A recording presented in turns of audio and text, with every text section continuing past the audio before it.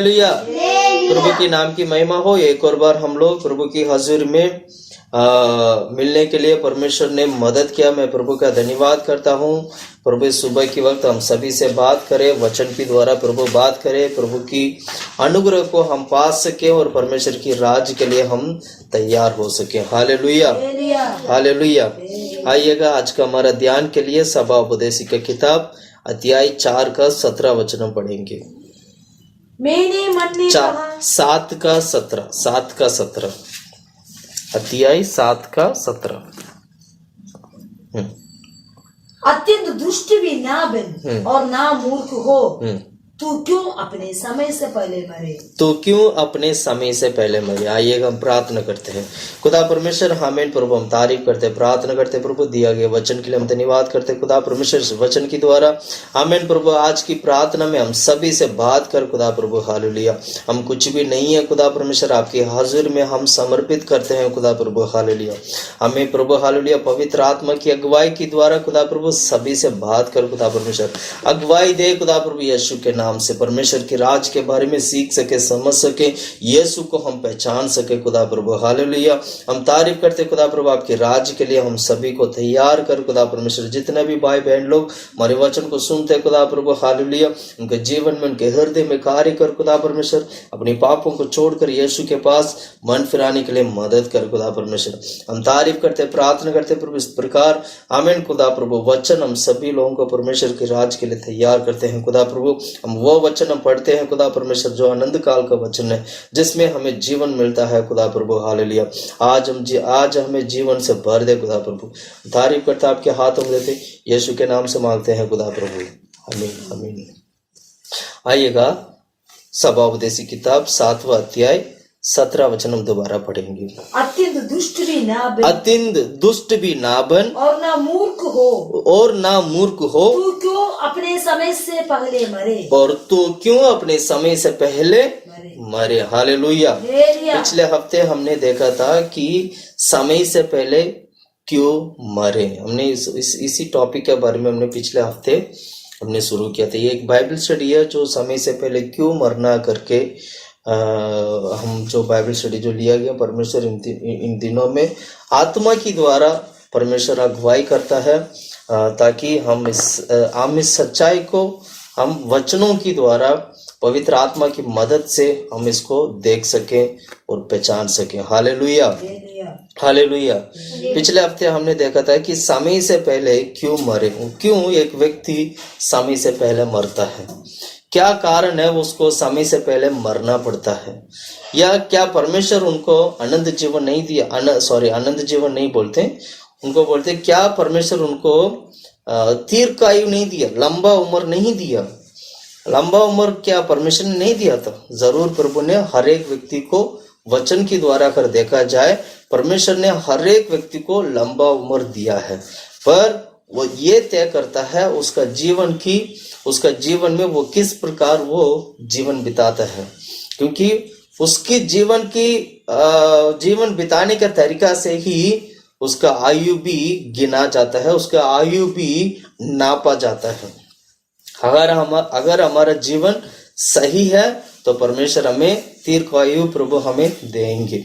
अगर हमारे जीवन में कहीं पे भी गड़बड़ है तो परमेश्वर हमारे आयु को प्रभु क्या कर देते हैं, कम कर देते हैं, यानी समय से पहले मरने का नौबत आ जाता है। हालेलुया। एक मसीह होने के नाते, एक परमेश्वर के लोग होने के नाते हम बाइबल से इस वचन को गहराई से सीखना बहुत जरूरी है।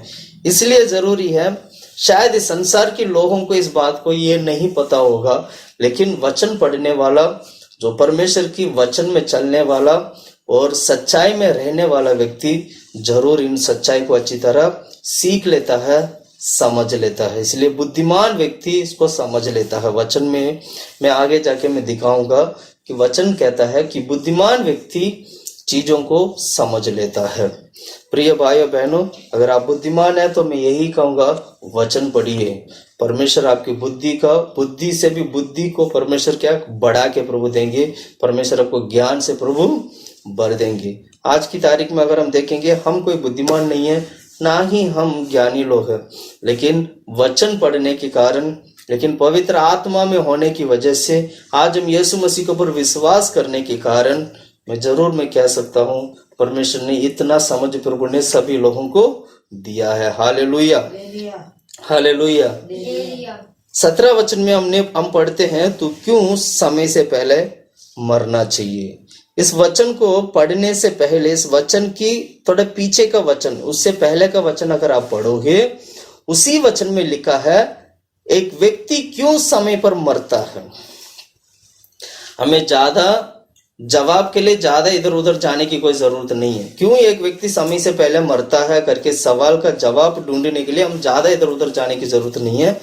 उसी वचन का पिछला दो चार वचन अगर आप पढ़ोगे, उसी में ही लिखा है क्यों एक व्यक्ति समय से पहले मरता है। और उन पॉइंट को हम देखेंगे ताकि हमारा जीवन जो है कहीं ऐसे ना हो कि हम भी कहीं समय से पहले परमेश्वर हमें उठा ले। ऐसे हमारे साथ होना नहीं चाहिए। हम समय पर मरना चाहिए और परमेश्वर ने नियुक्त किया समय के अनुसार हमारा जीवन भी होना चाहिए। Hallelujah, hallelujah. अब मैं पढ़ाना चाहता हूँ आपको 13 वचन पढ़ना सोचा, 13 से। परमेश्वर की काम पर दृष्टि कर। परमेश्वर की काम पर दृष्टि कर। सबसे पहले देखिएगा, परमेश्वर की काम पर दृष्टि करेगा तो समय से पहले नहीं मरेगा। ये मैं अगले हफ्ते में बात करूंगा परमेश्वर की काम पर दृष्टि करने के बारे में। और आगे पढ़ना सोचा, जिस वस्तु को उसने टेढ़ा किया हो, जिस वस्तु को उसने टेढ़ा किया हो उसे कौन सीधा कर सकता है। यदि परमेश्वर की इच्छा हो तो अगले हफ्ते में इस वचन को ध्यान करेंगे। 14 वचन पढ़ना, 14। सुख के दिन सुख मान, सुख के दिन सुख मान और दुख के दिन सोच, क्योंकि परमेश्वर ने दोनों को एक ही संग रखा है। परमेश्वर ने दुख और सुख को एक साथ रखा है, जिससे मनुष्य अपने बाद होने वाली किसी बात की ना समझ बाद होने वाली किसी बात की ना समझ सके। मतलब अभी दुख का समय है तो अभी सुख का समय भी आने वाला है करके उसको समझ ना सके, इसलिए परमेश्वर दुख और सुख को दोनों एक साथ रखा है। हालेलुया। आज हम 14 वचन को ध्यान करेंगे। यदि प्रभु की इच्छा होगा तो आने वाला समय पर 13 वचन में लिखा गया बातों को भी हम ध्यान करेंगे। सबसे पहले हम 14 वचन को आज हम ध्यान करते हैं, जिससे कि उस वचन से हम ये सीखेंगे कि समय से पहले मरने से हम कैसे बचें। समय से पहले मरने वाले लोग ये नहीं जानते हैं कि उनकी कामों की वजह से ही वो मर जाते हैं। इसलिए बाइबल में आगे भी पढ़ोगे तो बाइबल में इसी वचन के आगे में लिखा है धर्मी धर्म से मरता है। ये भी हम देखेंगे वो क्यों धर्मी धर्म से मरता है। ये भी प्रभु की इच्छा होगा तो आने वाला समय पर हम देखेंगे। पहले आज हम देखते हैं 14 वचन पढ़ना सुझाव। सुख के दिन सुख मान, सुख के दिन सुख मान और दुख के दिन सोच, क्योंकि परमेश्वर ने दोनों को एक ही संग रखा है। परमेश्वर ने दोनों को एक ही संग रखा है। हालेलुया। ये सभा उपदेशिक जो किताब है, सबसे पहले सभा उपदेशिक जो किताब है, ये सभा उपदेशिक ये है सोलोमन ने लिखा था। दाऊद का बेटा सोलोमन ने लिखा था। सोलोमन की जीवन के बारे में जब आप पढ़ोगे तो सोलोमन के जीवन में परमेश्वर ने क्या नाम है दाऊद के साथ जो वाचा किया था, उसको जो मंदिर बनाने के जो निर्माण जो करना था, जो मंदिर का जो काम था, वो परमेश्वर ने दाऊद की जगह पर उसकी बेटा सोलोमन के हाथ में दे दिया था। जब आप सोलोमन के बारे में पढ़ेंगे, जब दाऊद राजा था, दाऊद के समय पर दाऊद राजा ने बहुत सारा लड़ाई किया, बहुत सारे प्रॉब्लम उसका साथ हुआ था, बहुत सारे चीज आप पढ़ सकते हो। लेकिन सोलोमन की टाइम अगर आप पढ़ोगे, सुलेमान के समय पर आप पढ़ोगे, सुलेमान के समय पर कोई युद्ध नहीं है, कोई दाऊद की से कोई चीज नहीं हुआ था। लेकिन सुलेमान ने क्या किया, परमेश्वर के लिए मंदिर बनाया। आप इस सभी बातों को बाइबल को अच्छी तरह पढ़ेंगे तो बाइबल में ये सारे बातें लिखा गया है। तो परमेश्वर सोलेमान की कामों से वो पसंद हो गए थे। वो प्रभु को बहुत अच्छा लगा। परमेश्वर ने एक दिन उनसे पूछा कि बोल तेरे को क्या चाहिए। आप बाइबल पढ़ेंगे तो आपकी सारे बातें बाइबल में लिखा है। प्रभु ने पूछा तेरे को क्या चाहिए, तो तुरंत सोलोमन ने मैं एक कहानी की तरह बता रहा हूँ ताकि आपको आसानी से समझ में आए। वचन के साथ, वचन के हिसाब से मैं नहीं बोल रहा, कहानी की तरह, जैसे एक बच्चे जल्दी कहानी को समझ लेते हैं। Hallelujah, hallelujah, hallelujah. सोलोमन ने क्या कहा परमेश्वर से, प्रभु मुझे इस्राएल लोगों को चलाने के लिए, इन लोगों को चलाने के लिए मुझे बुद्धि की जरूरत, मुझे बुद्धि चाहिए। तो प्रभु ने उसकी इच्छा के अनुसार उसको क्या दिया, प्रभु ने बुद्धि दिया है। इतना बुद्धि दिया है, उनका बुद्धि की ज्ञान की बातों को सुनने के लिए विभिन्न देशों से लोग आते थे सोलोमन की बातों को सुनने के लिए, क्योंकि सोलोमन को परमेश्वर ने इतना बुद्धि दे दिया था ताकि मतलब इतना बुद्धि था उसके अंदर, इस संसार में ऐसे कोई बुद्धिमान व्यक्ति, ऐसे कोई ज्ञानी जो पुरुष है संसार में हो ही नहीं सकता है। ऐसे परमेश्वर ने इतना अद्भुत रीति से सोलोमन का जीवन में प्रभु ने कार्य किया है। लेकिन सोलोमन का खुद का पर्सनल जीवन अगर आप देखोगे, बहुत सारा कमी भी था उसका जीवन में। तो इसीलिए सोलोमन के बारे में जब हम इतना एक बुद्धिमान व्यक्ति, इतना एक ज्ञानी पुरुष, एक ज्ञानी व्यक्ति, जब इन सभी तमाम चीजों को अनुभव करने के बाद, सभी बातों को अपने जीवन में उपयोग करने के बाद, उसको देखने के बाद, उसके अनुभव में आने के बाद, हर एक एज में क्या क्या कार्य होता है, हर एक एज में क्या क्या है करके, हर एक उम्र में, मतलब एज मतलब उम्र, हर एक उम्र में क्या क्या होता है करके बड़ी अच्छी तरीके से सोलोमन ने बाइबल में कुछ किताब उन्होंने लिखा है, जो कि सोलोमन के बारे में नीति वचन की किताब आप पढ़ोगे, पूरा सोलोमन की नीति वचन है, पूरा पढ़ सकते हैं, उसमें पूरा ज्ञान की बातें लिखा होंगे। और आप सभापदेशी पढ़ेंगे, सभापदेशी का मतलब यह है कि बिल्कुल जब वो एक व्यक्ति, जब वो पूरी तरीके से अनुभव करने के बाद, जब उसको पता चला सब कुछ वर्थ है, जब उनको पता चला इस धरती पे जो कुछ भी है सब कुछ वर्थ है, परमेश्वर ने इतना बुद्धि दिया, इतना ज्ञान दिया, उस बुद्धि से, उस ज्ञान से उसने ये बात को अच्छी तरह समझ लिया कि धरती में जो कुछ भी हो रहा है सब कुछ वर्थ करके समझकर उस सभापदेशी का किताब उसने लिखना शुरू किया था।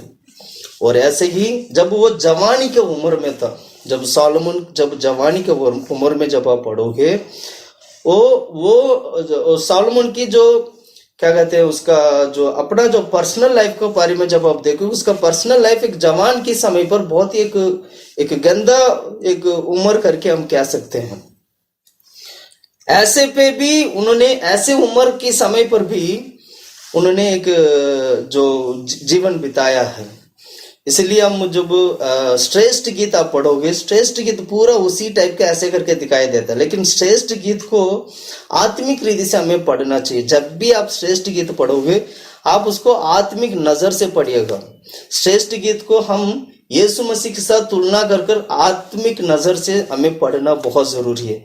श्रेष्ठ गीत हमारे लिए कलीसिया और परमेश्वर प्रभु यीशु मसीह का बीच का प्रेम को दिखाने के लिए वो खासकर हमारे लिए एक बहुत ही अच्छा किताब है, जो हमें श्रेष्ठ गीत हमें पढ़ना चाहिए।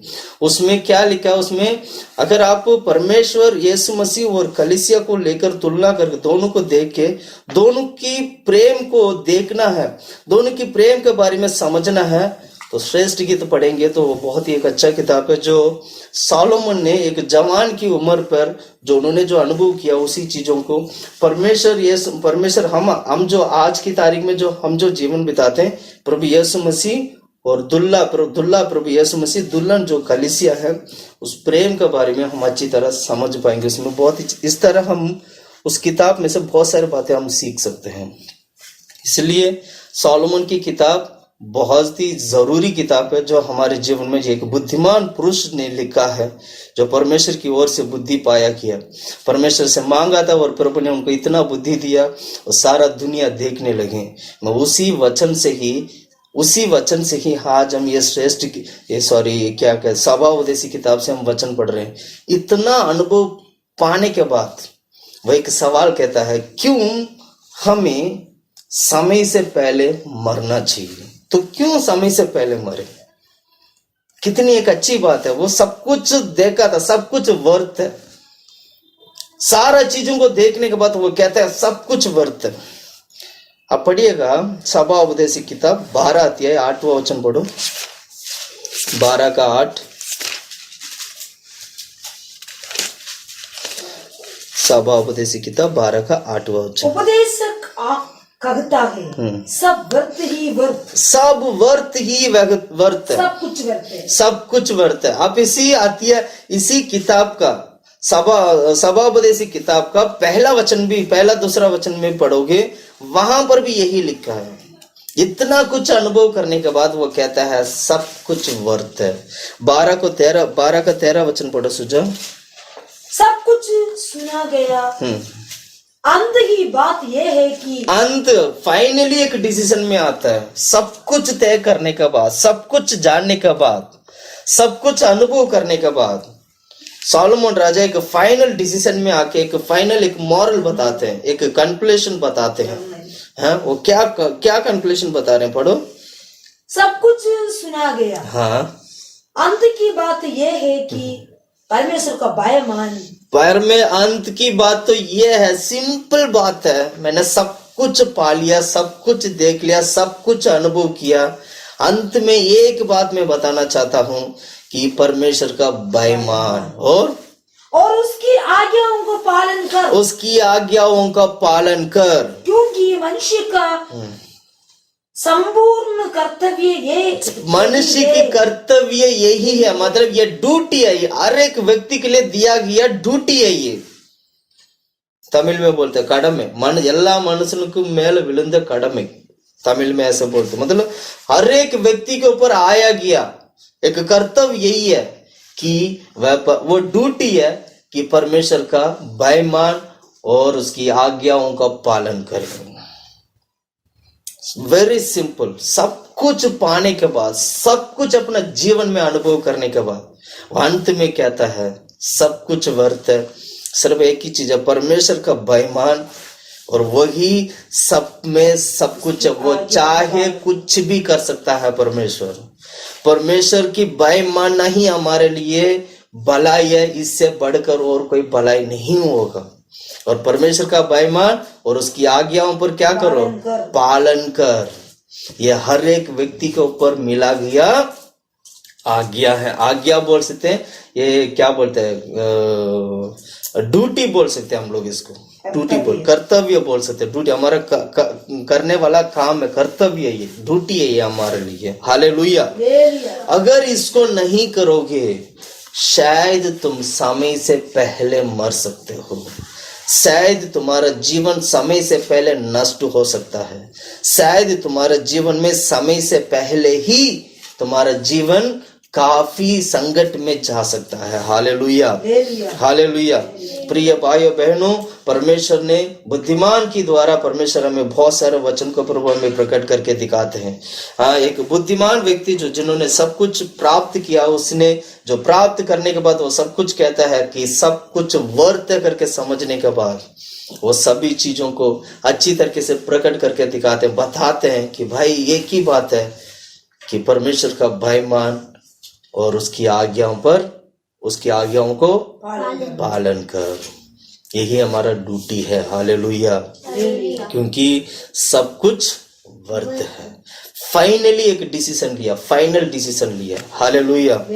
उसी प्रकार आज हम एक वचन को ध्यान करेंगे जो 14 वचन था, 7 का 14 वचन में हमने जो पढ़े हैं उसमें एक पॉइंट था, हमने क्या पढ़ा था, सुख के दिन सुकमान। पढ़ो उस वचन को। सुख के दिन सुकमान और दुख के दिन सोच। सुख के दिन सुकमान और दुख के दिन सोच। इन दो बातों को हम ध्यान करेंगे। सुख के दिन को सुख मानना है और दुख के समय पर सोचना है। ये अच्छी तरह मैं दोबारा बोलता हूँ, दोबारा याद करने शब्द को। सुख के दिन को सुख मानना है और दुख के समय पर सोचना है। जिंदगी में कभी नहीं भूलना चाहिए हम लोगों को। अगर हमने इस बात को भूल लिया शायद हमारा जीवन समय से पहले नष्ट हो सकता है। मैं दोबारा बोलता हूं, सुख के दिन सुख मान और दुख के दिन सोच। अब सोचना क्या है और सुख कैसे मानना है, ये हमें आज हम वचन के द्वारा हम सीखेंगे। वचन हमें क्या सिखाता है कि कैसे हम सुख मानना चाहिए, कैसे दुख की समय पर हमें सोचना चाहिए। सबसे पहले दुख क्या नाम है, सुख के दिन सुख मान। एक बात को अच्छी तरह समझ लीजिएगा, हर एक चीजों के लिए परमेश्वर ने समय को तय करके रखे हैं। हर एक चीजों के लिए समय को तय करके रखे। इक्लेसिया के किताब, सभा उपदेश की किताब 3 का वचन 4 पढ़ेगा, 3 का 4। रोने का समय और हंसने की भी समय, पहला वचन से पढ़ो। हर एक बात का एक अवसर और प्रत्येक काम का। हाँ, हर एक समय, हर एक चीज का समय रखा है। इस वचन का अर्थ यही है, हर एक चीज का एक समय रखा गया। दोबारा पढ़ो इस वचन को। हर एक बात का एक अवसर और हर एक बात का एक अवसर का मतलब है हर एक चीज का एक समय रखा हुआ है ना, हर एक चीज के लिए समय और प्रत्येक काम का जो आकाश के नीचे होता है एक समय है। आकाश के नीचे होने वाला हर एक कार्य के लिए परमेश्वर ने समय को तय करके रखे हैं, एक नियुक्त करके रखे हैं, अवसर प्रभु बना के रखे हैं। पढ़ो दूसरा वचन से। जन्म का समय और मरने का भी समय। जन्म का भी समय होता है और मरने का भी समय, मतलब जन्म का भी समय है और मृत्यु का भी समय है, और बोने का समय और बोए हुए को उखाड़ने के भी समय है। हाँ, बोने का भी समय है और बोए हुए चीजों को उखाड़ने का भी समय होता है। घात का समय और चंगा करने का भी समय। हाँ, घात का मतलब मारने का समय भी और उसको चंगा करने का समय भी है। डा देने का समय और बनाने का भी समय है। हाँ, एक बांधने का समय भी है और बंधन को तोड़ने का भी समय है, और रोने का समय और हंसने का भी समय, और रोने का समय भी है, हंसने का समय भी है। छाती पीटने की समय और नाचने की भी समय है। छाती पीटने का समय और नाचने का समय। पत्थर फेंकने का समय और पत्थर बटोरने का भी समय। हाँ, और गले लगाने की समय और गले लगाने से रुकने का भी समय है। ढूंढने के समय और खो देने का भी समय। बच्चा रखने की समय और फेंक देने का समय भी है। फाड़ने का समय और सीने का भी समय। चुप रहने का समय और बोलने का भी समय है। प्रेम करने का समय और बैर रखने का भी समय। लड़ाई का समय और मेल का भी समय है। काम करने वालों का अपने परिश्रम से क्या लाभ होता है। काम करने वालों का अपने परिश्रम से क्या लाभ होता है। 10वां वचन। मैंने उस दुख भरे कामों को देखा है, मैंने उस दुख भरे कामों को देखा है जो परमेश्वर ने मनुष्यों के लिए ठहराया, जो परमेश्वर ने मनुष्यों के लिए ठहरा गया है कि वे उसमें लगे रहे, और उसने सब कुछ ऐसा बनाया है कि अपने समय पर वे सुंदर होते हैं। हाँ, अपनी समय पर वे सुंदर होते हैं। फिर उसने मनुष्यों के मन में अनादि अनंत काल का ज्ञान उत्पन्न किया है। हालेलुया।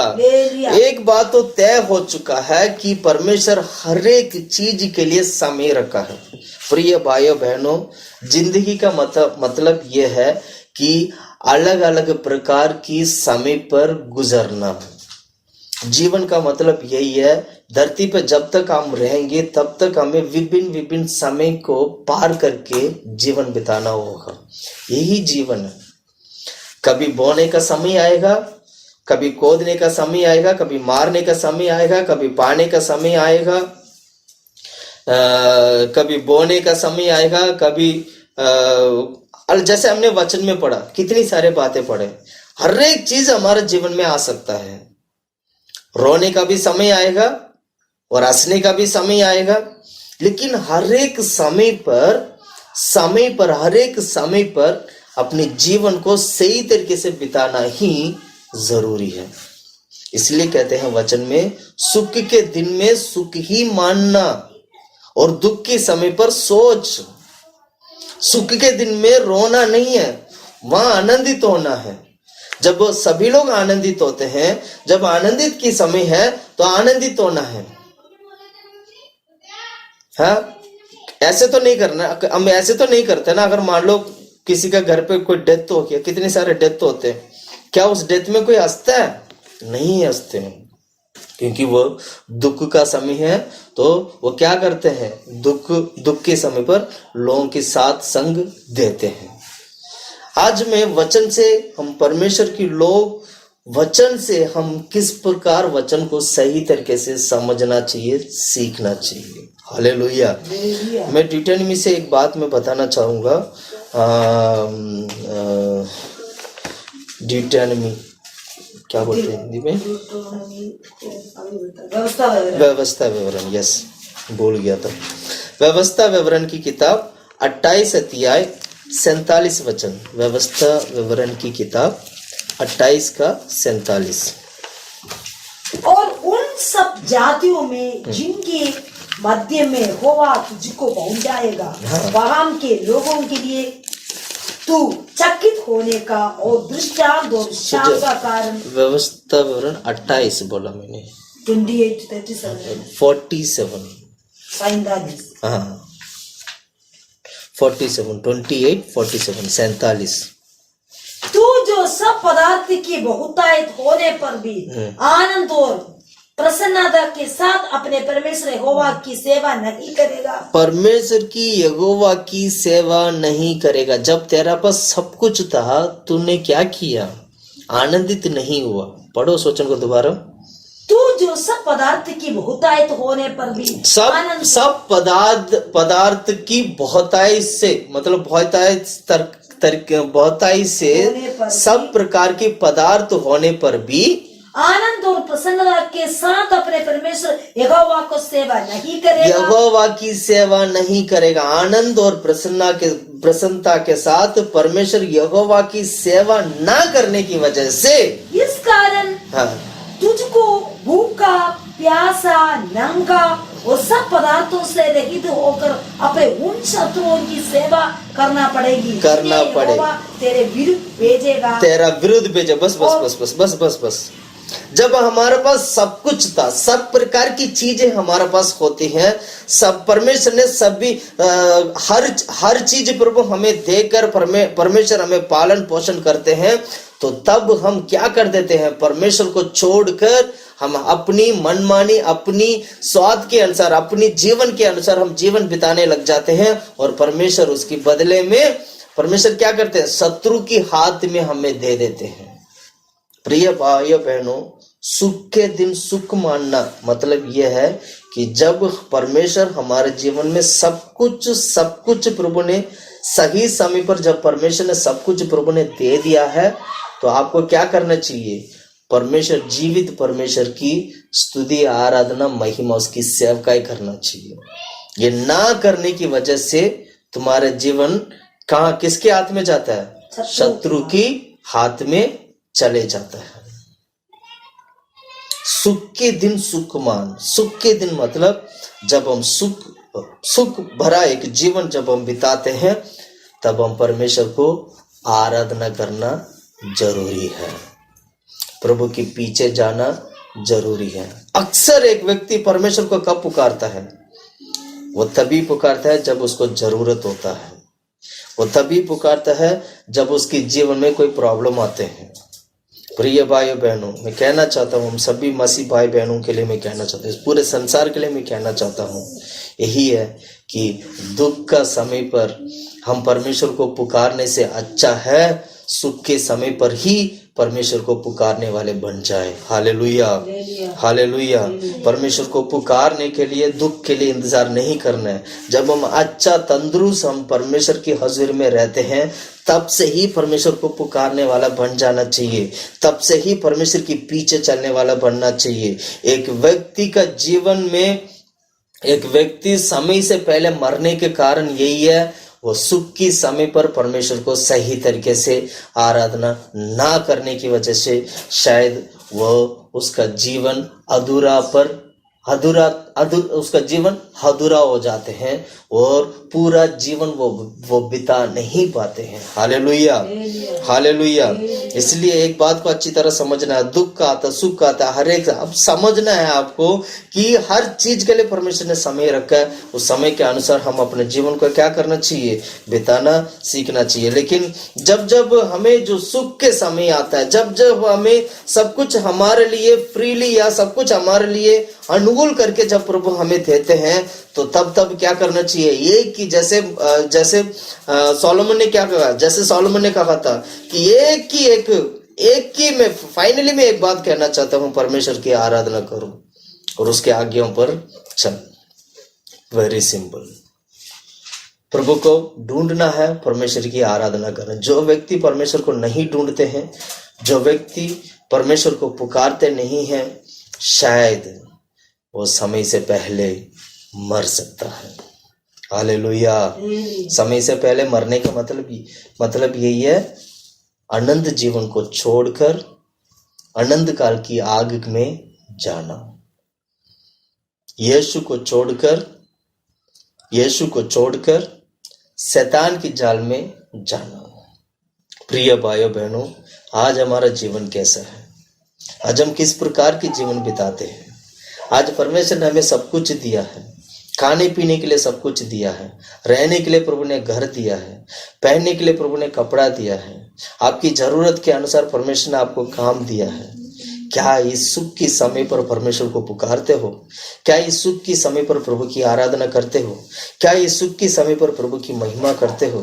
क्या या सुख है करके, मेरा पास बहुत पैसा है और मैं बहुत बड़ा आदमी बन गया हूं करके अपनी समय परमेश्वर को देने से इनकार करते हैं? अपने आप को फर्क के देखिए, हमारा जीवन आज कैसा है? क्या हम परमेश्वर को पुकारने वाले बनते हैं, प्रभु की आराधना करने वाले बनते हैं? अगर नहीं है तो समझ लीजिएगा आज हमारा जीवन खतरा में है, आज हमारा जीवन बहुत बड़ा डेंजर जोन में हम आ चुके हैं। अगर हम परमेश्वर को पुकारने वाले नहीं है, परमेश्वर को ढूंढने वाला नहीं है, तो समझ लीजिएगा हमारा जीवन बहुत एक डेंजर जोन में आ गया है। खतरा है, जहां पर खतरा है उस खतरे वाली जगह पर आप आ चुके हैं। प्रिय भाई बहनों, अभी आज ही मन फिराइए, प्रभु के पास लौट कर आइएगा। इसलिए दाऊद के बारे में सीखिएगा। दाऊद, मैं 2 वचन में पढ़ाना चाहूंगा। तो दाऊद अपने जीवन में कहता है, मैं परमेश्वर को पुकारता, मैं प्रभु की आराधना करता हूं करके वो कहता है। मैं पढ़ाना चाहूंगा भजन संगीता की किताब दाऊद के बारे में। भजन संगीता की किताब 30वां अध्याय 11 और 12 वचन। 30 का भजन संगीता 30 का। तूने मेरे लिए विलाप को नृत्य में बदल डाला। हाँ, तूने मेरे लिए विलाप को नृत्य में बदल डाला। नृत्य में बदल मतलब मेरी विलाप को क्या बोलते हैं? नहीं, मेरा बुड़बुड़ाना, दुख के समय पर बुड़बुड़ाते ना, जब लोग परेशान हो जाते ना, तभी उनका दिमाग नहीं चलता, वो बुड़बुड़ाने लगते, उनको समझ ही नहीं आता क्या होता है क्या नहीं होता है। वो बुड़बुड़ाने से एक स्वभाव उसके साथ आता है, उसको जिसको बोलते विलाप। और मेरे विलाप को पढ़ो सूचन को 11। तूने मेरे लिए विलाप को नृत्य में बदल डाला। नृत्य मतलब सुख में बदल डाला, आनंद में बदल डाला। और तूने डांट उतार कर मेरी कमर में आनंद का पटुका बांधा है। आनंद का पटका बांधा है, ताकि मेरी आत्मा तेरा भजन गाती रहे और कभी चुप ना हो। हालेलुया। दाऊद के समान हमेशा परमेश्वर को क्या करना चाहिए? आनंदित होना चाहिए। हालेलुया। दाऊद हमेशा गीत गाने वाला व्यक्ति है और बाजा बजाने वाला व्यक्ति है। गीत, वो बहुत चीप म्यूजिशियन है, वो हमेशा परमेश्वर को गीत गाने में लहा रहता था। इसलिए वो एक और वचन भी है, 40 का 3 पढ़ना। 40 का 3। उसने मुझे एक नया गीत सिखाया जो हमारे परमेश्वर की स्तुति का है। बहुत तेरे ये देखकर डरेंगे और यहोवा पर भरोसा रखेंगे। हालेलुया। यहोवा पर भरोसा। में पहला वचन से पढ़ो सुझाव। मैं धीरज से यहोवा की बाट जोता रहा, मैं धीरज से यहोवा की बाट जोता और रहा, उसने मेरी ओर झुककर मेरी दोहाई सुनी, और मेरी दोहाई सुनी। उसने मुझे सत्यानाश की गड्ढे और दलदल की कीच में से उबारा, सत्यानाश के गड्ढे और दलदल की कीच में से और उबारा, मुझको चट्टान पर खड़ा करके मेरे पैरों को दृढ़ किया। मुझको चट्टान पर खड़ा करके मेरे पैरों को, मेरा पाँव को दृढ़ किया। उसने मुझे एक नया गीत सिखाया। पढ़ना, तीसरा वचन देखो, उसने मुझे एक नया गीत जो सिखाया, हमारे परमेश्वर की स्तुति का है, जो हमारी परमेश्वर का स्तुति का है। बहुत तेरे ये देखकर डरेंगे, और बहुत सारे लोग एक देकर डरेंगे, और यहोवा पर भरोसा रखेंगे। यहोवा पर भरोसा रखेंगे। हमेशा हमारे जीवन में रोज एक नया गीत आना चाहिए, रोज एक नया बात आना चाहिए, रोज एक नया चीज आना चाहिए। दाऊद की तरह परमेश्वर ने सत्यानाश की गढ़ से मुझे निकाला है, उस गढ़ से प्रभु ने निकाला है, और मुझे चट्टान पर खड़ा किया है, और मेरा पाँवों को वो दृढ़ किया है, और मैं प्रभु की हजर में मैं बाढ़ जो कर रहता हूँ। वो प्रभु दाऊद ऐसे कहता है। आज हम कितने लोग इस तरीके से कह सकते हैं? आज हम कितने लोग ऐसे दाऊद की तरफ बोल सकते हैं? क्या आज हम नया गीत गाते हैं? क्या हम नया गीत की तरफ हम बढ़ते हैं? क्या हम प्रभु की नई गीत की द्वारा प्रभु की आराधना करने वाले बनते हैं? अपने आप को फर्क के देखिए। हम सुख की समय पर सुख मनाना जरूरी है। परमेश्वर ने सुख मनाने के लिए आपको दिया है। परमेश्वर ने कहा बेटा तू सुख, तुम बहुत आनंदित हो जाओ। तो आनंदित होना है उस वक्त आपको, वहां पर रोना नहीं है, आनंदित होना है। Hallelujah, hallelujah, hallelujah. इसलिए यीशु ने क्या कहा था? पापी लोगों को उद्धार देने के लिए वह आया था। उनको बलि नहीं चाहिए। पढ़ो उस वचन को, मत्ती के सुसमाचार 9 का 13 वचन, 9 का 13, मत्ती के सुसमाचार 9 का 13।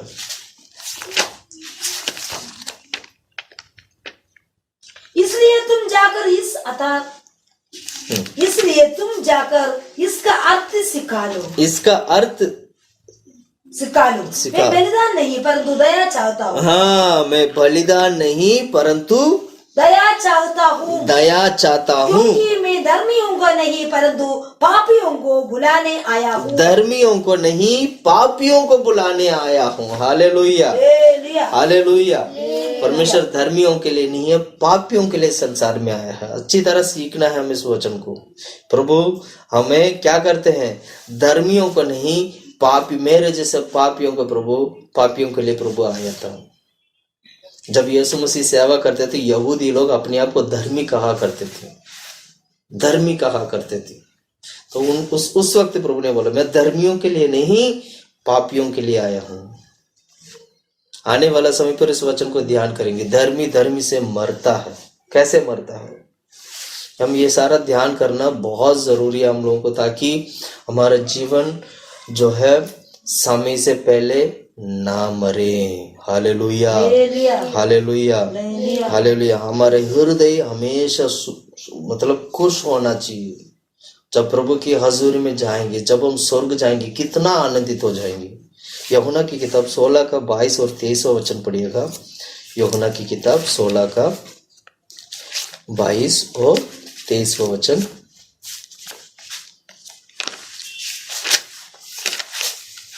पढ़ो सुझाव।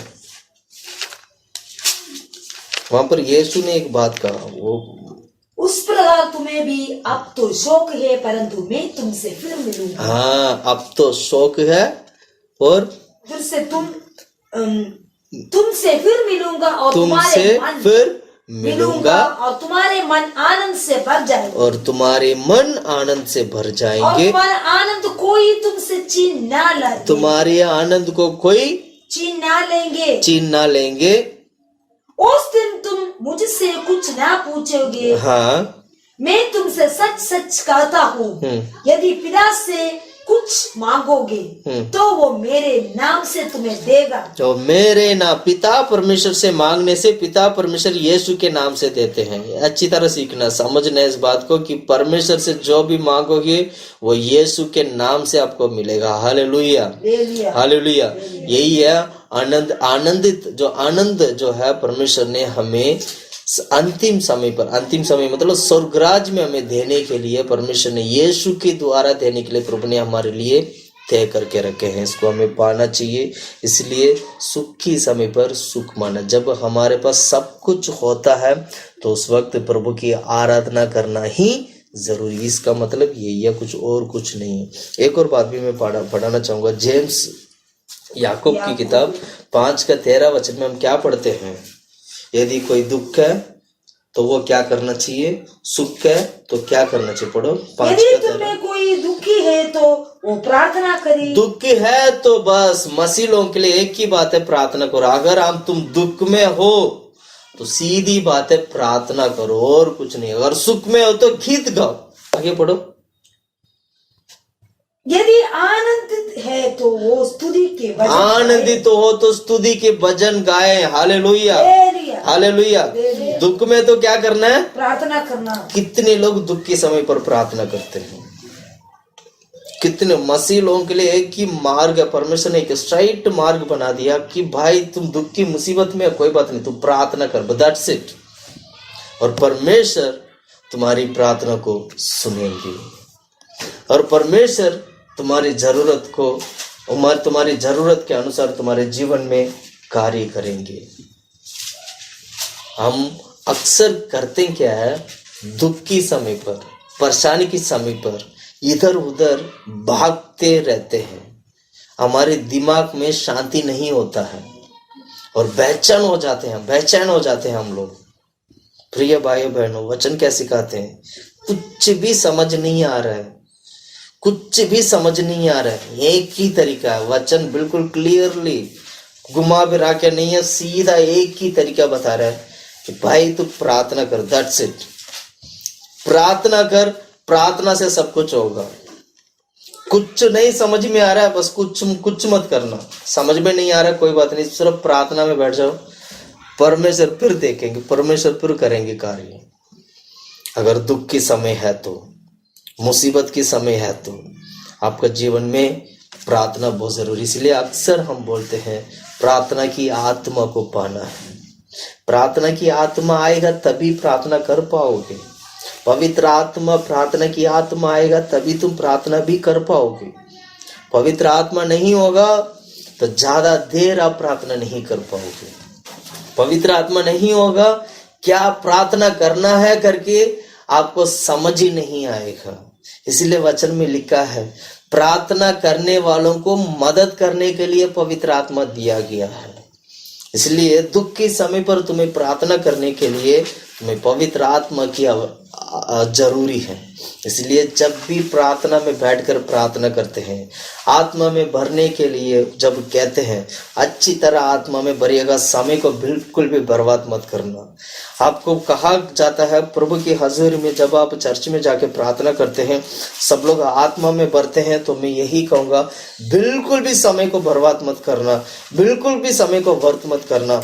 चुपचाप आत्मा में भरते जाओ, आत्मा में भरते जाओ, क्योंकि तुम्हारी दुख की समय पर तुम्हें प्रार्थना करने के लिए वो आत्मा तुम्हें मदद करेगा। Hallelujah, hallelujah. इसलिए पवित्र आत्मा ऐसे एक वरदान है हमारे लिए, या पवित्र आत्मा ऐसे एक परमेश्वर है हमारे लिए। हमारे जीवन में वो कार्य करते हैं, वो ऐसे कार्य करते हैं हमारे जीवन को बिल्कुल भी बदल देते हैं। कहीं पर भी, किसी भी जगह पर भी हमें कोई भी चोट होने ना बिना वो पवित्र आत्मा हमें सही सलाह देकर हमें बचाते हैं। Hallelujah, hallelujah. इसलिए सुख के दिन सुखमान, सुख के दिन क्या करना चाहिए? सुख मानना चाहिए। अच्छा भला काश तंदुरुस्त है, तुम्हारा हाथ पाँव अच्छा है, सब कुछ है, तो मैं यही कहूँगा प्रभु को पुकारो, इससे बड़ा कोई सुख हमारे जीवन में कुछ नहीं हो सकता है। हालेलुया। क्यों मैं ऐसे कह रहा हूँ? क्योंकि ना सभा उपदेश लिखने वाला सालोमन ने यही कहा था, प्रभु की आज्ञा मान तो बच जाएगा। Very simple, very simple. Hallelujah, hallelujah. हम सभा उपदेशी किताब 7:14 दोबारा हम पढ़ते हैं। 7:14 दूसरा पॉइंट हम पढ़ते हैं।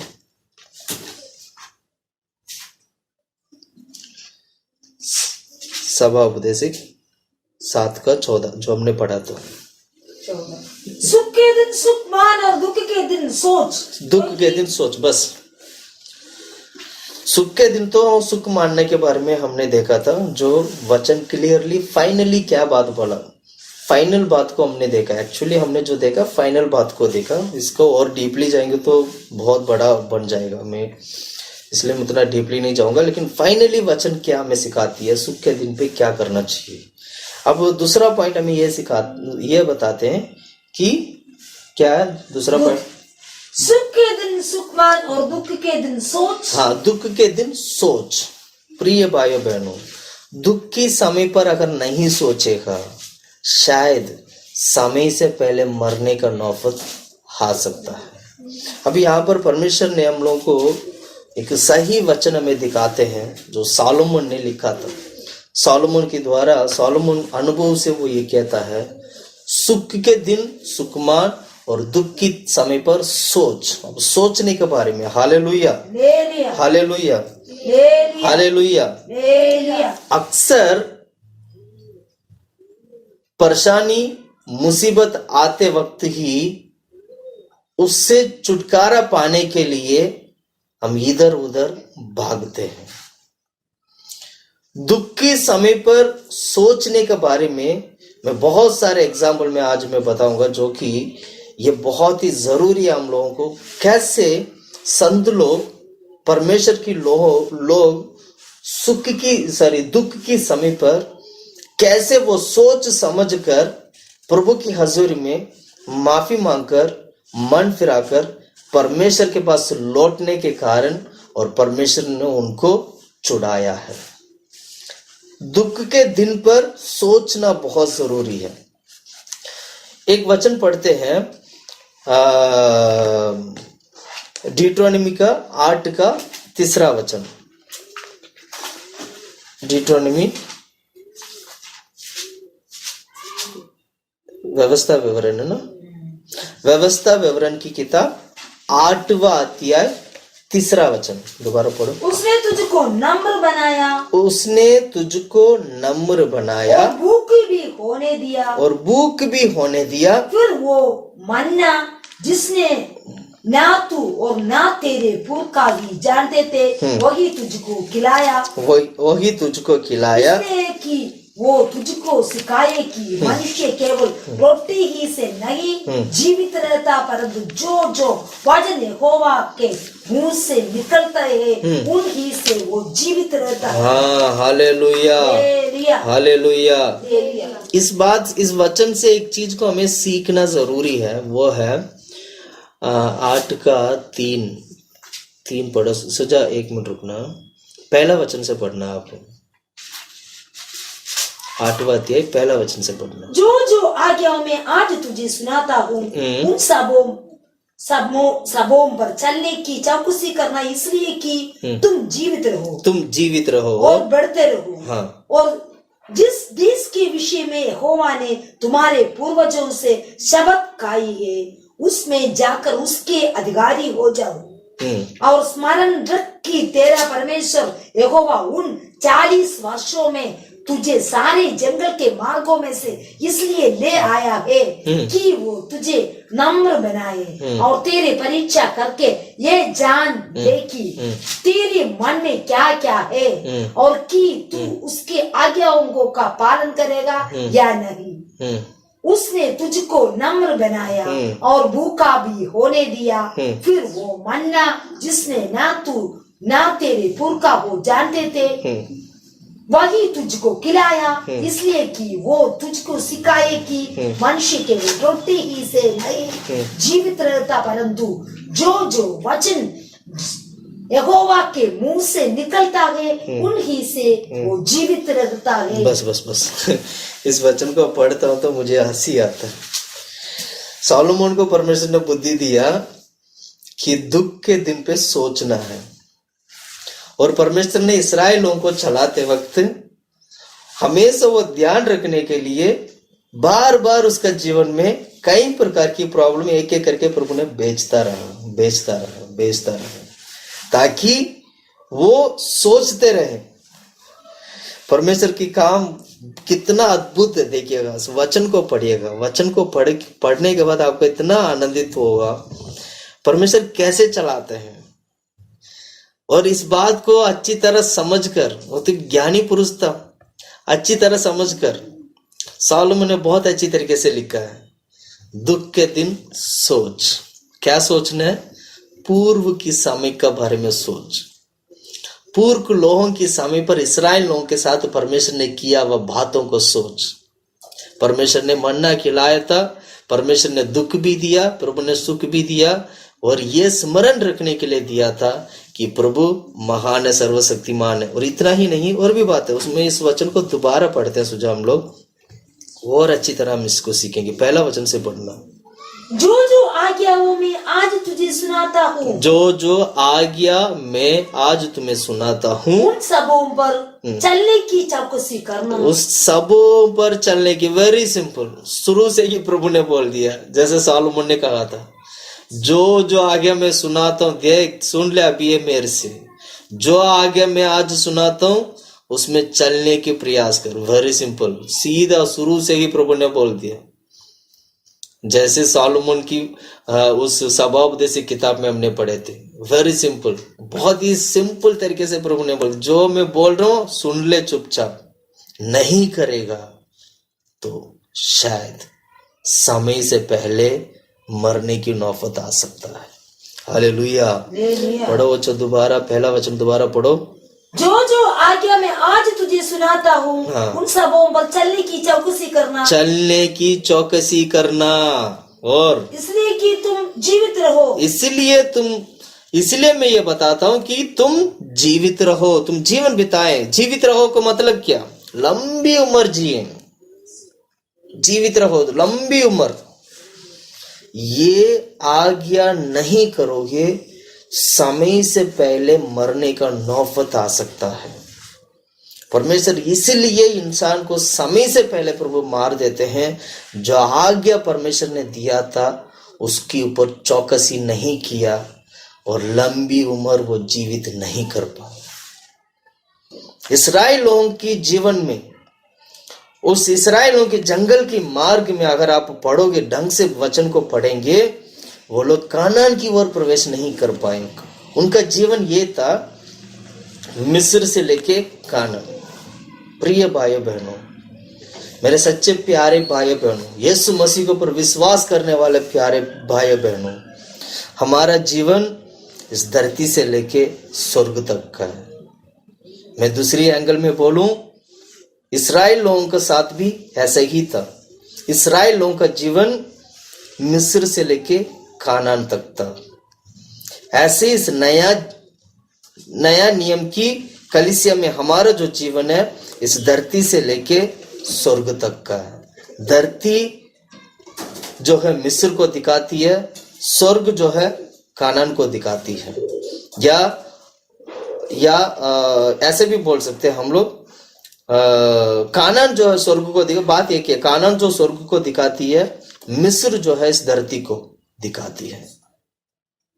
परमेश्वर ने हम लोगों को कितना दूर सफर करना है करके पहले से ही परमेश्वर ने तय करके रखा है। हमारा सफर बस इतना ही है, जैसे इस्राएल लोग मिस्र से कानान तक का सफर था, वैसे ही आज इस नया नियम में धरती से लेके स्वर्ग तक का सफर है। इस सफर में एक ही काम करना है, परमेश्वर ने दिया गया आज्ञाओं पर चलना है, तभी तो जीवित रहेगा, वरना तू कानान पहुंचने से पहले से ही तू मर जाएगा। और यही बात सभा उपदेश कहता है कि यदि परमेश्वर की आज्ञाओं पर हम नहीं चलेंगे तो समय से पहले, यानी स्वर्ग जाने से पहले या कानान जाने से पहले से ही इसी धरती पे मृत्यु हो जाएगा, तुम्हारा नाश हो जाएगा, खत्म हो जाएगा। और वैसे ही हुआ था। इस्राएल लोग जब लाखों लोग बहुत सारे लाखों 6 लाख लोग तो मूसा के साथ गए थे करके हम लोग पुरुष के बारे में पढ़ते हैं। अब बच्चे सारा मिला जुला के पता नहीं कितने लाखों लोग हैं।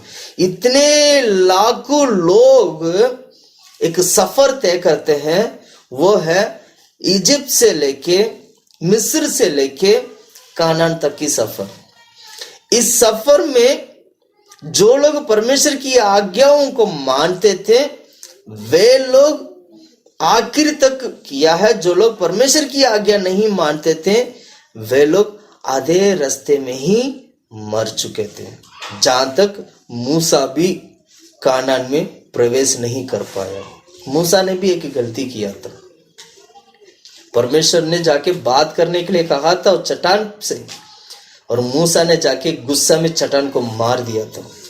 और परमेश्वर ने मूसा को भी कानान में प्रवेश होने के लिए नहीं दिया। आखिर कानान में कौन प्रवेश हुए?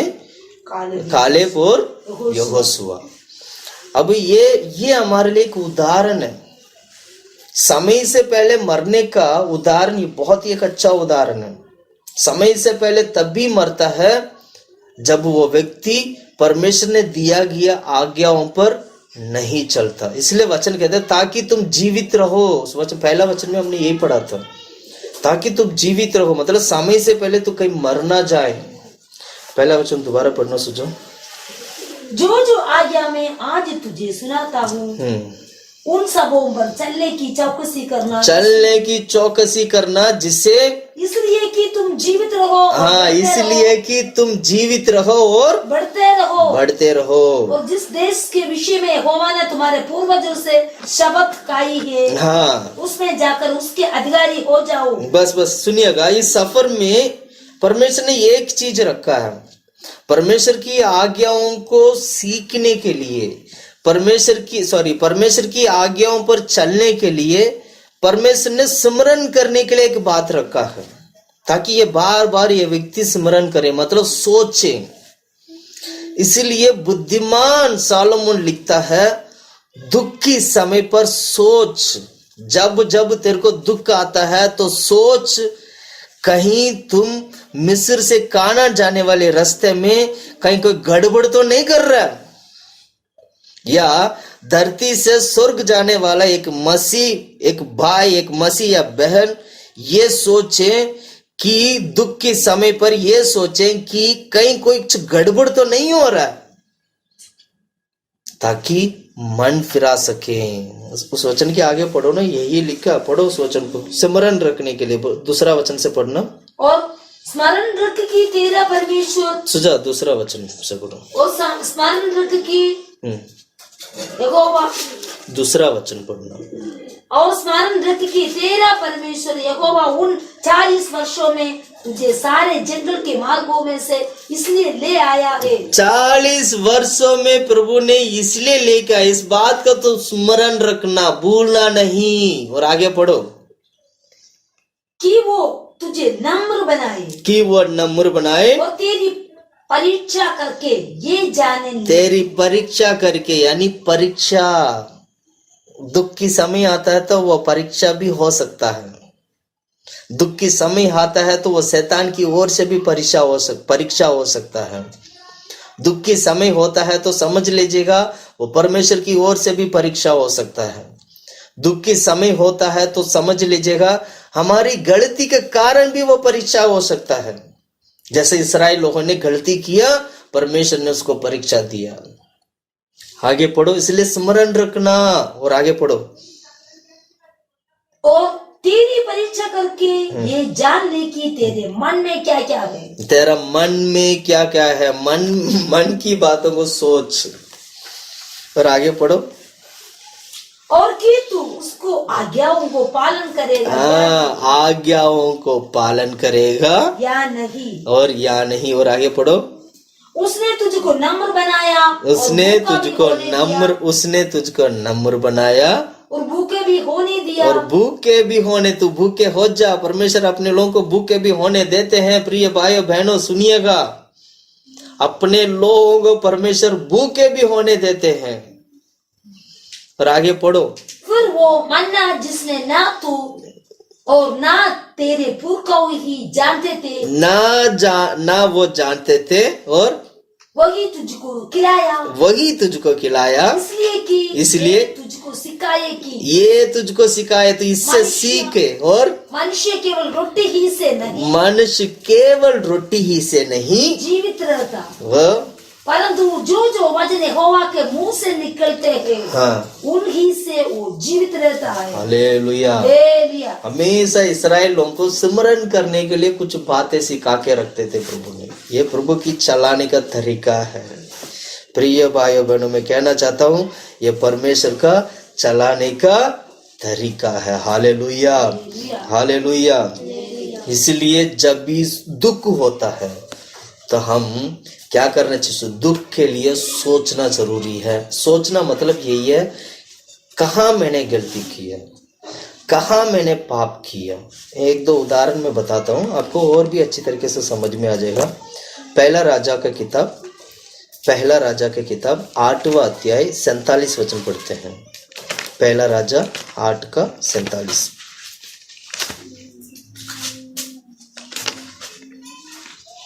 जल्दी जल्दी पढ़ो सुझाव, समय बहुत खत्म होने वाला है। पढ़ो 8:47। और यदि वे बदुआई में बीच में सोच विचार करे और फिर कर अपनी बंदी बनाने वाले के देश में जिसे गड़गड़ा कर कहे, हमने पाप किया है और कुटिलता और दुष्टता की है, हमने कुटिलता और दुष्टता की है।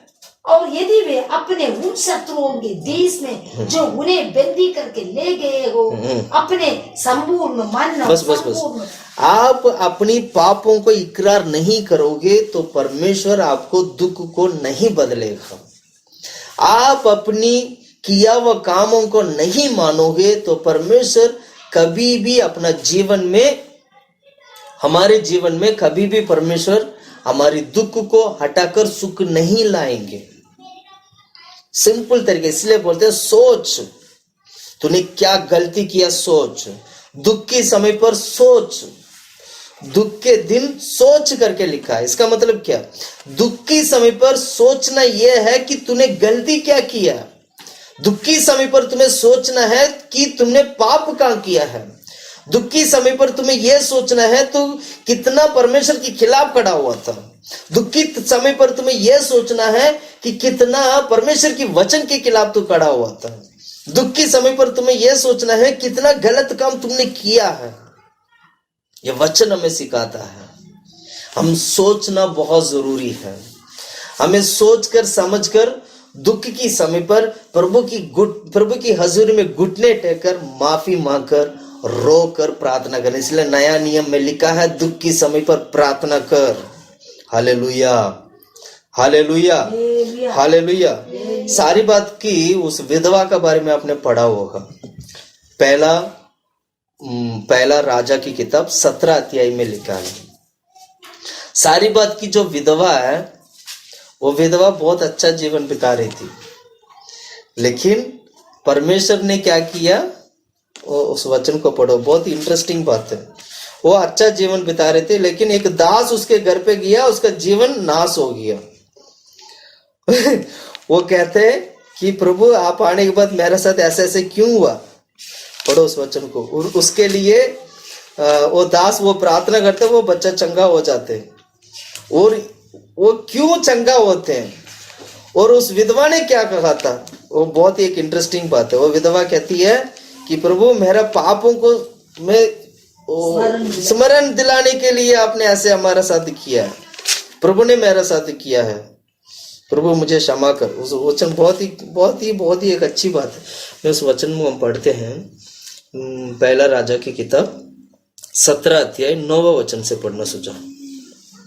चलकर सीदोन की, यहाँ पर है ना एलिया के बारे में। एक्चुअली यहाँ पर इस 17 अध्याय में एलिया को परमेश्वर ने कैसे खाना पीना खिलाया, मतलब एलिया एक परमेश्वर का दास है, उस दास को परमेश्वर ने कैसे खिलाया, कैसे पिलाया, और कैसे परमेश्वर ने उस दास को जीवित रखा। यहाँ पर इस अध्याय में वही लिखा है। एलिया को परमेश्वर ने पक्षियों के द्वारा, जैसे कौवा के द्वारा भी प्रभु ने एलिया को खिलाया था। और यहाँ पर हम जो पढ़ रहे हैं, एक सारी बात एक विधवा है, सारी बात की एक विधवा है। उसकी विधवा की द्वारा परमेश्वर ने एलिया जो दास है, उस दास को प्रभु ने खिलाया पिलाया और दास अच्छा रहा। लेकिन उस विधवा की जीवन में की कमी घटिया, दास उसके घर पे जाने की वजह से उसकी कमी घटिया बाहर निकल के आया। फिर वो माफी मांगा तो आखिर वो उसका बच्चा भी बच गया। तो इस तरह एक दास जब एक घर पे जाते हैं तो वो परिवार की प्रॉब्लम बाहर निकल के आता है। तो जब वो प्रॉब्लम निकल के आते हैं तो उस प्रॉब्लम से लोग मन फिराते हैं और उसी वक्त चंगाई पाते हैं। यह परमेश्वर का कार्य, परमेश्वर का काम करने का तरीका है। ये हमेशा हम समझना चाहिए इसको। 9वां वचन से पढ़ो। चलकर सीदोन की सारपत नगर में जाकर वहां रह, सुन मैंने वहां को एक विधवा को तेरे खिलाने की आज्ञा दी। एक विधवा को सीदोन की तरफ जाने के लिए बोला। एक विधवा को मैंने रखा है, वो तेरे को खिलाने के लिए। और अतः वो वहीं से चल दिया और सारपत को गया, नगर के फाटक के पास पहुंच। सारपत की वो सारपत गया क्योंकि वो सारपत में विधवा रहती है। सारपत गया और क्या देखा कि एक विधवा लकड़ी बीन रही है। एक विधवा जो लकड़ी सारा उठा के उसको सारा बना के रख रही है। और उसको बुलाकर उसने कहा, किसी पात्र में मेरे पीने को थोड़ा पानी ले आ। हाँ, मुझे पीने के लिए थोड़ा सा पानी। उस विधवा को बोला मेरे को पीने के लिए एक थोड़ा सा पानी लाओ। और जब वो लेने जा रही थी तो उसने उससे पुकार के कहा, अपने हाथ में एक टुकड़ा रोटी भी मेरे पास ले आओ। उस जब पानी लेने के लिए गया तो एलिया ने उस विधवा को देके बोला कि मेरे लिए एक रोटी भी लाना। चलो पानी तो ला रहे, रोटी भी एक लाना। और उसने कहा, तेरे परमेश्वर यहोवा के जीवन की शपथ, मेरे पास एक भी रोटी नहीं है, केवल घड़े में मुट्ठी भर मैदा और कुप्पी में थोड़ा सा तेल है। वो विधवा ये कहती है, प्रभु मेरा हाथ में खाने के लिए एक मुट्ठी भर की आटा पड़ा है, इसके अलावा कुछ और नहीं है मेरा पास। बस मैं इतने में हूँ, मेरे पास बस इतना ही है। वो ऐसे कहती है। और आगे पढ़ो। और मैं एक लकड़ी बीन कर लिए जाती हूँ कि अपने और अपने बेटे के लिए उसे पकाऊं और हम उसे खाए फिर मर जाए। वो ये उसका विधवा का प्लान ये था कि भैया वो क्या नाम है, सारा लकड़ उठा के इसलिए वो ले जा रही थी कि ताकि वो 2 रोटी बनाए, एक रोटी अपना बेटा को दे, एक खुद खाए और खा के दोनों मर जाए। वो मरने के लिए वो प्लान करके वो क्या नाम है, लकड़ी उठाकर वो जा रही थी। इस मौके पे एलिया आ गया। तो एलिया ने बोला पानी दो। वो पानी लेने की गए थे तो तुरंत उसने बोला रोटी भी दो। तब उसने ऐसे इस तरीके की बातें उन्होंने कहा था। अब आगे भी एलिया ने उससे कहा, मत डर, जाकर अपनी बात के अनुसार कर, परंतु पगड़े मेरे लिए एक रोटी बनाकर मेरे पास ले आ, फिर इसके बाद अपने और अपने बेटे के लिए बनाना। एलिया ने बहुत अच्छी बात बोला, मत डर, जैसे तू चाहते वैसे ही कर। क्या चाहती थी? काके मरने के लिए चाह रही थी। और एलिया कहते हैं तू काके मर, कोई बात नहीं, लेकिन पहला काम ये काम करना, पहले मुझे रोटी खिलाना, पहले मुझे पानी पिलाना, फिर जाके तू जो करना कर। कितनी अद्भुत बात है जो एलिया ने परमेश्वर के बारे में नहीं बोला कि मैं परमेश्वर ने मुझे भेजा है, प्रभु ने बोला था तुम्हारे पास आने के लिए। ये सब कोई कहानी नहीं बोला। एलिया ने बोला तू जो करना कर, मुझे पहले रोटी लाओ। उसने बोली मेरे को खा के मरना है प्रभु, मेरा बस थोड़ा सा आटा बड़ा। उसने बोला तू जो करना कर, जैसे तू सोचते कर, लेकिन एक काम करना, सबसे पहले मुझे रोटी ला। प्रिय भाइयों बहनों, हमारा जीवन भी कुछ ऐसा ही है। परमेश्वर को प्रथम स्थान देना जरूरी है। हम लोगों को परमेश्वर को देने में हम कभी पीछे नहीं हटना चाहिए। हमारे जीवन हमेशा प्रथम स्थान पर देना चाहिए। आप सोचते होंगे हमारे जीवन में भी हम कई प्रकार ऐसे, इस विधवा की तरह हमारे जीवन भी कई बार ऐसे होता होगा। निराश होने की आवश्यकता नहीं है, दुखित होने की जरूरत नहीं है। मैं क्यों कहता हूं? क्योंकि परमेश्वर को प्रथम स्थान देने वाला व्यक्ति को परमेश्वर मृत्यु से बचाता है। क्या आप परमेश्वर को प्रथम स्थान देते हैं? जैसे इस विधवा ने परमेश्वर को प्रथम स्थान दिया और उसके घर की रोटी कभी बंद नहीं हुआ। आगे पढ़ो उस वचन को, पढ़ो। क्योंकि इस्राएल का परमेश्वर यहोवा यूं कहता है कि जब तक यहोवा भूमि पर मैं ना बरसाएगा तब तक ना तो उस गड़े का मैदा समाप्त होगा और ना उस कुप्पी का तेल कटेगा। कुप्पी का तेल और मैदा को परमेश्वर ने क्या कर दिया? बढ़ा दिया, उसका बंद करने नहीं दिया। थोड़ा सा आटा लेंगे तो दोबारा वहां थोड़ा सा आटा आ जाए। कितना चमत्कार है ना। थोड़ा सा आटा लो फिर दोबारा वही आटा है, नहीं ऐसा लगता है आटा लिया ही नहीं। एक मुट्ठी का आटा खत्म ही नहीं हो रहा, थोड़ा सा कुप्पी में तेल है वो तेल खत्म ही नहीं हो रहा। कितना अद्भुत परमेश्वर है। इसको कहते हैं दिखने में थोड़ा ही दिखाई देगा पर जितना भी निकालते जाओगे वो बंद नहीं होगा। ये है प्रभु का कार्य है, जो परमेश्वर का काम करने का तरीका है। परमेश्वर कैसे किया उस विधवा के हाथ में? थोड़ा सा आटा, एक मुट्ठी आटा है पर वो मुट्ठी आटा खत्म नहीं हो रहा। थोड़ा सा आटा निकालो फिर वैसे की वैसा है, थोड़ा सा निकालो फिर वैसे की वैसा है, थोड़ा सा तेल निकालो फिर वैसे की वैसे है। इसको बोलते हैं परमेश्वर की काम करने के तरीका। वो अद्भुत परमेश्वर है, वो अनोखा परमेश्वर है। उसकी कार्य को देखने वाला व्यक्ति, अद्भुत कार्य को देखने वाला व्यक्ति धन्य होगा। प्रिय भाइयों बहनों, आज मेरा वचन को सुनने वाला हर एक व्यक्ति से मैं कहना चाहता हूँ, आज परमेश्वर ने आपको ये सच्चाई प्रभु ने आपको प्रकट करके दिखाया है। परमेश्वर ने इस अद्भुत कार्य को परमेश्वर ने आपको दिया है, तो इसका मतलब आप इस संसार में धन्य है। प्रभु धन्य के लिए परमेश्वर आपको भय मानने वालों को प्रभु अपने लिए चुन लेता है, वो धन्य होता है। तो परमेश्वर आज हम सभी को प्रभु ने चुन लिया है, पूरा मानव जाति को प्रभु ने चुना है। जिसने यीशु मसीह के ऊपर विश्वास किया वह सभी लोग धन्य है। Hallelujah, hallelujah. वो मुट्ठी भर का जो थोड़ा सा जो आटा था वो आटा खत्म नहीं हुआ। विधवा भी बहुत खुश हो गई, अभी ये आटा खत्म नहीं हो रहा है। और आगे पढ़ो 8:15।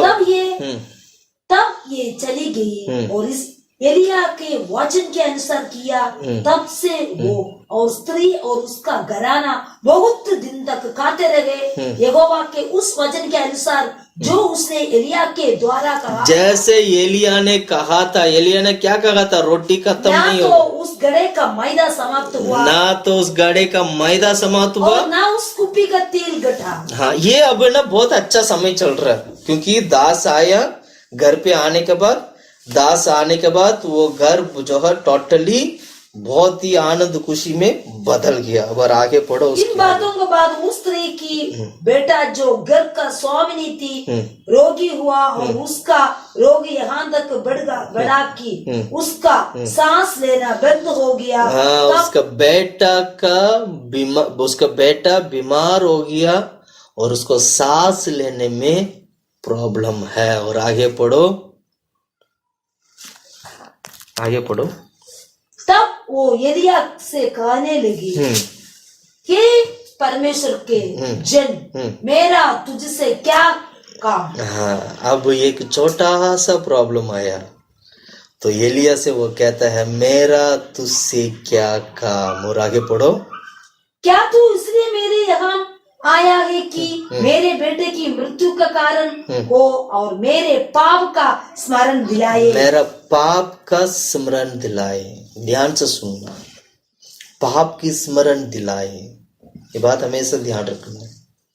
हमारे पापों को स्मरण करना जरूरी है।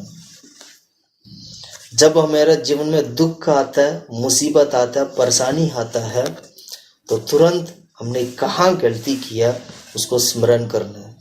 मैंने गलती कहाँ किया है, कहाँ पर ये प्रॉब्लम हुआ है जिस कारण आज मुझे दुख आया है।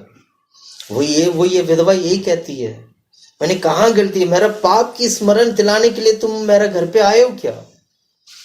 ऑब्वियसली एक दास किसी का भी घर पे जाएगा तो मैं तो कहता हूँ उस घर का जितना भी पाप है वो बाहर, सब बाहर आएगा। सारे लोग स्मरण करने लग जाएंगे, भाई हमने गलती क्या की है। इसलिए दुख भी आता है। जब वो दास प्रार्थना करेगा वो दुख भी जाएगा। ये परमेश्वर का चलाने का तरीका है। हालेलुया। हालेलुया। आगे पढ़ो। उसने उससे कहा, अपना बेटा मुझे दे। अपना बेटा मुझे दो। उसने बोला ऐसे से पास्टर जी ऐसे से प्रॉब्लम है, मैं ऐसे से प्रॉब्लम में फंसा हूं। तो तुरंत उस दास होने के नाते उसने क्या किया, अपना बेटा मुझे दे। तब वो उससे उसकी गोद से लेकर उस अटारी पर, ऊपर की घर पे, बस ऊपर की घर पे लेके गया। वहां जाके उसके लिए प्रार्थना किया और अपने शरीर के गर्म जो है उसकी शरीर पर लगने दिया, मतलब एक साथ, जिससे कि वो दोबारा जीवित हो सके। और प्रार्थना किया और परमेश्वर ने उसको दोबारा उस बच्चे को जीवित किया और दोबारा उस विधवा की हाथ में उस बच्चे को दे दिया। पर विधवा की एक बात हमें सीखना, इस घटना से हम एक बात हमें सीखते हैं कि सुख के समय पर वो बहुत अच्छे थे, जब दुख आया तो उसको पाप की स्मरण करने की नौबत आ गया था। और इसीलिए अपनी मन की बातें मुंह से उसने कह दिया कि क्या मेरा पाप को स्मरण करने के लिए आप मेरा परिवार में आए हैं। तब वो दास ने क्या किया, उस बच्चे को चंगाई दिया और पूरी तरीके से चंगाई हो गया। ये बात मैं क्यों कह रहा हूं कि दुख के समय पर हमें स्मरण करने वाली बात यह है कि हमारी किया हुआ पाप या हमने गलती कहाँ किया है उसको स्मरण करेंगे तो जरूर हम बच जाएंगे और परमेश्वर हमें बचाएंगे। इसलिए समय से पहले मरने से प्रभु हमें बचाएंगे। तो ये समय से पहले मरने वाले थे ये लोग, लेकिन प्रभु ने क्या किया, उसको रोटी और तेल सारा प्रभु ने दिया और उसको मरने से प्रभु ने क्या किया, बचाया है। समय से पहले मरने वाला उस बच्चे को भी प्रभु ने क्या किया, बचा दिया। हालेलुया। इसको बोलते हैं परमेश्वर का कार्य करने का तरीका। ऐसे एक राजा है, मनासे के राजा के बारे में आप पढ़ते हो। मैं 2-3 एग्जाम्पल में बोलूंगा क्योंकि ये जब तक नहीं बोलूंगा आपको समझ ही नहीं आएगा सारे बातें। थोड़ा सा लंबा जा सकता है लेकिन समझना बहुत जरूरी है। हालेलुया। मनासे एक राजा था। जब मनासे राजा बना था तब राजा वो राजा बहुत अच्छा था, लेकिन मनासे ने कुछ गलत काम भी किया था। दूसरा इतिहास की किताब 33 अध्याय आप घर जाके पढ़ना। मैं वचन नहीं निकालूंगा, समय कम होने के कारण इतना मैं नहीं निकालूंगा। मैं बस कहानी की तरह मैं बता देता हूँ, आपको समझ में आ जाएगा। पहला वचन पढ़ना सोचा, 33 का पहला। जब मनासे राज्य करने लगा तब वो 12 वर्ष का था। मनासे जब राजा था, मनासे राजा के समय पर वो उसने राज किया, लोगों को राज किया, लेकिन मनासे के जीवन में कुछ कमी गलतियां भी आया था। उस गलतियों की वजह से परमेश्वर ने मनासी को क्या किया, उसको बंदी घर में लेके गया। उस वचन को पढ़ना सुझा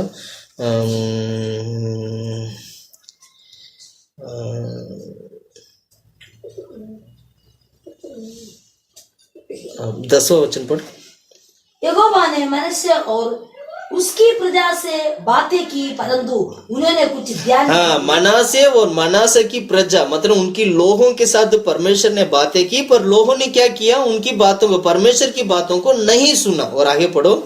तब यहोवा ने उन पर अशूर के सेनापतियों से, अशूर की राजा और सेनापतियों को प्रभु ने क्या किया, प्रभु ने लेके आया, मनासे के खिलाफ प्रभु ने खड़ा किया। क्योंकि मनासे अब परमेश्वर की बात को नहीं सुन रहे, ना मनासे की प्रजा परमेश्वर की बात को नहीं सुन रहे, इसलिए प्रभु ने क्या किया, अशूर को प्रभु ने खड़ा किया था।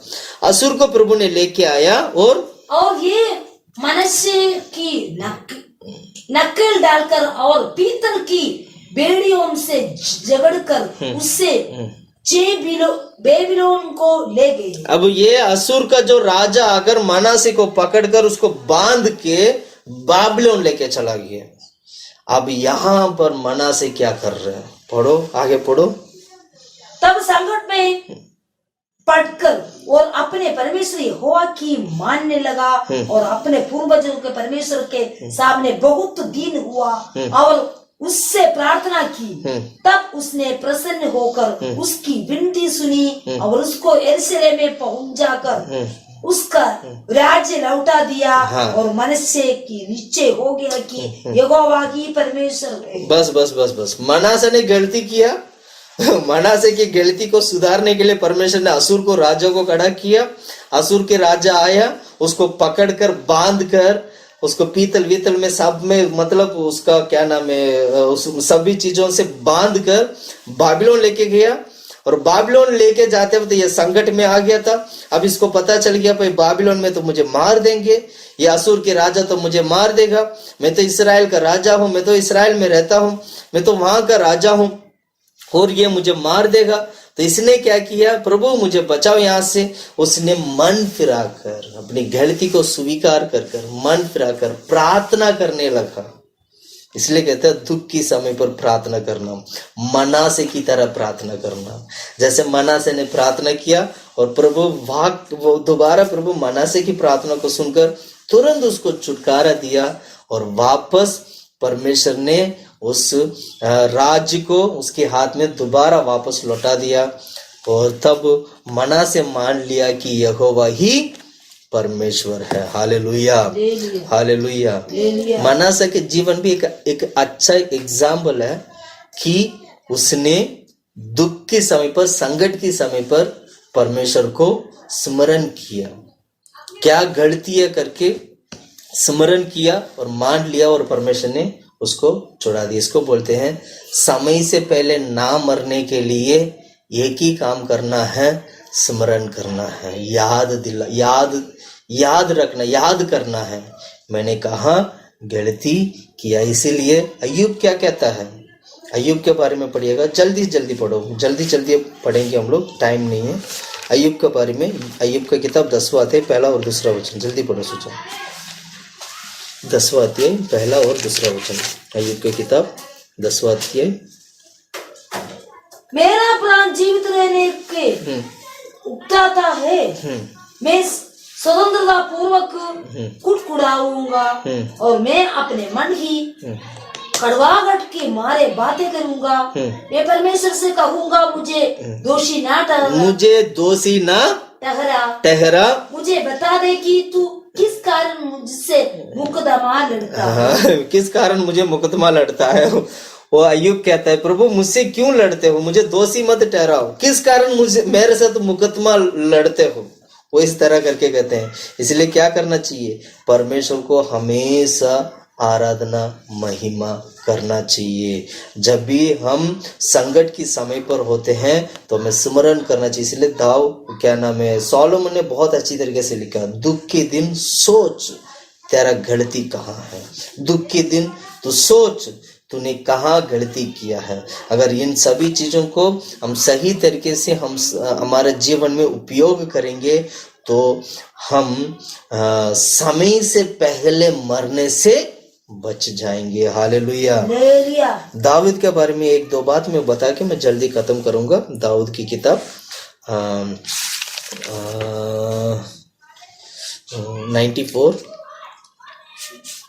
94 का 12 और 13 वचन पढ़ो। 12-13। हे याग क्या ही धन्य है वो पुरुष जिसकी तू ताड़ना देता है, जिसकी ताड़ना देता है और अपनी व्यवस्था सिखाता है। हाँ, क्योंकि तू उसको विपत्ति के दिनों में उस समय तक चैन देता रहता है जब तक दुष्टों के लिए गड्ढा नहीं खोदा जाता। जब तक दुष्टों के लिए गड्ढा नहीं खोदा जाए। इसलिए बोलते हैं एक बुद्धिमान व्यक्ति इन सभी तमाम बातों को जान लेता है। मीका की किताब 6:9 का वचन पढ़ो। 6:9, मीका की किताब 6:9, उसमें देखिए कि बुद्धिमान व्यक्ति के बारे में लिखा, बुद्धिमान के बारे में लिखा, पढ़ो 6:9। यहोवा इस नगर को पुकार रहा है। हाँ। और संपूर्ण ज्ञान तेरे नाम का भय मानना है। हाँ, संपूर्ण ज्ञान तेरे भय मानना है। राजदंड की और जो उसे देने वाला है उसकी बात सुनो। क्या अब तक दुष्ट के घर में दुष्टता से संपूर्ण ज्ञान, सुझा 9 वचन दोबारा। यहोवा इस नगर को पुकार रहा है। हाँ, और संपूर्ण ज्ञान तेरे नाम का भय मानना है। संपूर्ण ज्ञान तेरा भय मानना है, मतलब संपूर्ण ज्ञान वाला व्यक्ति परमेश्वर को भय मानता है। इसका अर्थ यह है, इस वचन का अर्थ यह है संपूर्ण ज्ञान जिसने प्राप्त किया है वो परमेश्वर को डरेगा। साइंटिस्ट कहते हैं कि हम परमेश्वर के ऊपर विश्वास नहीं करते हैं क्योंकि उसने संपूर्ण ज्ञान नहीं पाया, इसलिए मैं उसको साइंटिस्ट भी नहीं कहूंगा। यहाँ क्या लिखा है? जिसने संपूर्ण ज्ञान पाया है वो परमेश्वर का भय मानेगा। पढ़ो उस वचन को, 9वां वचन पढ़ो। यहोवा इस नगर को पुकार रहा है और संपूर्ण ज्ञान तेरे नाम का भय मानना है। संपूर्ण ज्ञान तेरे नाम का भय मानना है। हालेलुया। जिसका संपूर्ण ज्ञान होगा वो परमेश्वर को डरेगा। प्रिय भाइयों बहनों, आपके अंदर परमेश्वर का ज्ञान है तो मैं कहता हूं आप जरूर परमेश्वर को डरोगे। आप डर नहीं रहे हैं तो समझ लेना अभी भी आपने यीशु को नहीं पहचाना, अभी भी आपने यीशु को नहीं समझा है। Hallelujah, hallelujah. इसलिए सोचना बहुत जरूरी है। कहाँ गलती हुआ सोचना, नहीं सोचोगे तो समय के पहले मरने का नौबत आ सकता है। हागाई की किताब निकालिएगा। हागाई हिंदी में क्या बोलते हैं?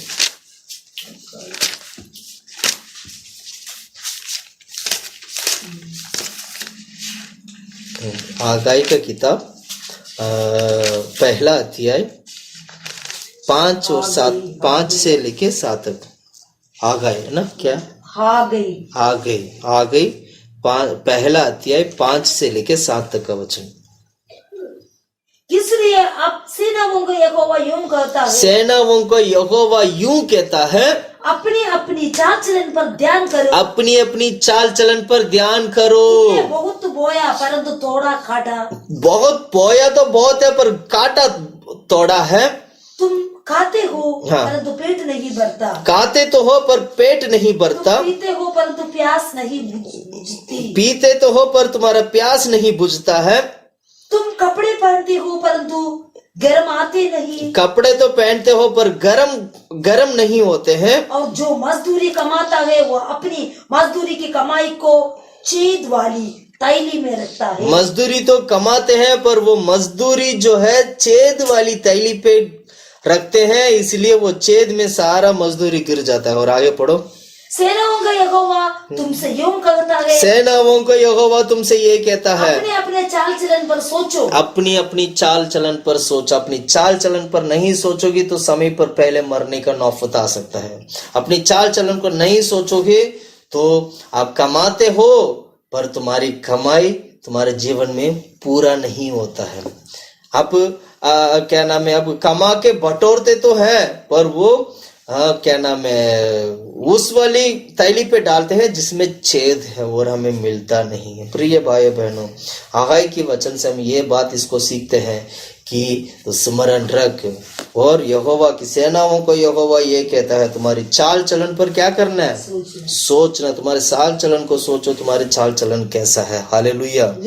आपने बहुत अच्छी तरीके से वो दृष्टांत के बारे में आपने पढ़ा होगा। लूका की सुसमाचार 15 अध्याय में एक दृष्टांत पढ़ा होगा जिसमें 2 बेटा था। एक ने उसको क्या बोलते हैं? प्रोडिकल सन को क्या बोलते? बिलाप का पुत्र, उड़ाव पुत्र। हाँ, प्रोडिकल सन के बारे में अपने पता पढ़ो सोचा। 17 और 18 वचन पढ़ना। 17 और 18, 15 अध्याय का 17-18।